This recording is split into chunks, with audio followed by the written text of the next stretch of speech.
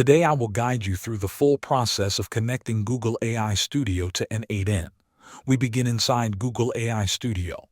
Open the page in your browser and make sure you are logged in with your Google account. On the left side of the screen, look toward the bottom of the menu. You will see an option labeled Get API Keys. Click on it. Once you are on the API Keys page, choose any active key shown there. Copy the key to your clipboard. Now move over to n8n. Open a new workflow so we can begin setting up the integration. In the empty workflow, click the plus icon to add a new node. Search for the Gemini node and select it. Inside the Gemini node, you will see a field where you can select credentials. Choose the option to create new credentials. A window will appear that asks for your API key. Paste the key you copied earlier from Google AI Studio into the API key field. After pasting it, click Save Changes. This connects n8n to your Google AI account.